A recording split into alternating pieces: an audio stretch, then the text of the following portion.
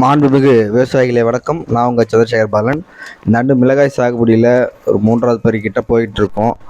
ஆனாலும் பார்த்தீங்கன்னா அதுக்குள்ளே இந்த வைரஸ் பிரச்சனைகள்லாம் பெருமளவில் காணப்படுது. அந்த வைரஸ்களுக்குன்னு பார்த்தீங்கன்னா சில மருந்துகள் இருக்குது. இருந்தாலும் நம்ம அதை மட்டுமே அடிக்கிறதால வைரஸை கட்டுப்படுத்த முடியாது. ஏன்னு கேட்டிங்கன்னா இந்த வைரஸை பரப்பக்கூடிய வெள்ளை கொசுகளை கட்டுப்படுத்துறதால மட்டும்தான் நம்ம வைரஸை கட்டுக்குள்ளே வச்சுக்க முடியும். அந்த வகையில் பார்த்தீங்கன்னா இன்றைக்கி பார்க்க போகிறது தன்பிரீட்டுன்ற ஒரு பூச்சிக்கொல்லியை பற்றி பார்க்க போகிறோம். இதில் அசிட்டாமிப்ரிட் இருக்குது. இது ஏக்கருக்கு 100 கிராமே போதுமானது. அதாவது 10 டேங்குக்கு 10 கிராம் அல்லது 5 கிராம் அளவே போதுமானது. இதை எல்லா பூச்சிக்கொல்லி கூடயுமே நம்ம கலந்து அடிக்கலாம், ஒன்றும் பிரச்சனை கிடையாது. ஆனால் காஸ்ட் வைஸும் பார்த்திங்கன்னா ரொம்ப கம்மியாக தான் வரும். 100 கிராம் பார்த்திங்கன்னா ஒரு 110 ரூபா 120 ரூபா அந்த மாதிரி தான் வரும். இதை எஸ்சி ஃபார்மேஷன்லேயும் இருக்குது. நம்ம ஏற்கனவே நம்ம வீடியோவில் ரங்கிலா அப்படின்ற ஒரு பூச்சிக்கொல்லி பற்றி போட்டிருப்போம். அதில் பார்த்திங்கன்னா ஃபிப்ரோனிலும் அசிட்டாமிப்ரிட்டும் இருக்கும். அதில் 4% எஸ்சி ஃபார்மேஷனில் இருக்கும். ஆனால் இதில் பார்த்திங்கன்னா அசிட்டாமிப்ரிட் 20% பவுடர் வடிவில் இருக்குது. இது அடிக்கிறதால முழுமையாக வெள்ளை கொசுவை கட்டுப்படுத்த முடியுமானா ஓரளவுக்கு கட்டுப்படுத்தலாம். வருமுன் காப்போம் தான்.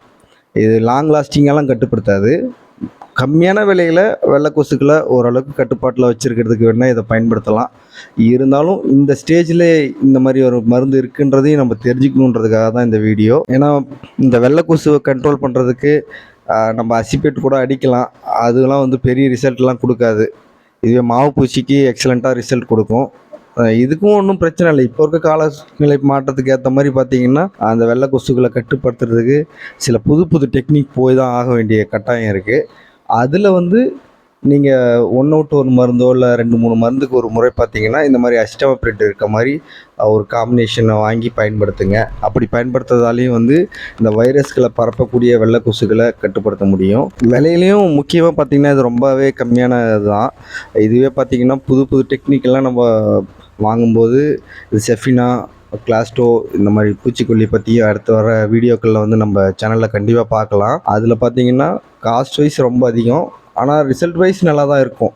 அது எந்த மாதிரியான நேரத்தில் பயன்படுத்தணுன்ற விஷயத்தையும் நம்ம தெரிஞ்சிருக்கணும். ஏன்னா ரேட்டு இல்லாதப்பையும் சரி, நம்ம காஸ்ட்லியாக பயன்படுத்துறதால வர்ற பணத்தை நம்ம அங்கேயே கொடுத்துட்டு போகிற மாதிரி, மருந்து கடையிலே கொடுத்துட்டு போகிற மாதிரி இருக்கக்கூடாது. அதனால் தற்காத்துக்கிறதுக்கு மலிவு விலையிலேயும் சில மருந்துகள் இருக்குது இல்லைங்களா, அதையும் நம்ம தெரிஞ்சுக்கணுன்றதுக்காக தான் இந்த வீடியோ. இந்த வீடியோ பிடிச்சிருந்ததுன்னா நம்ம சேனலை மறக்காமல் சப்ஸ்கிரைப் பண்ணிவிடுங்க.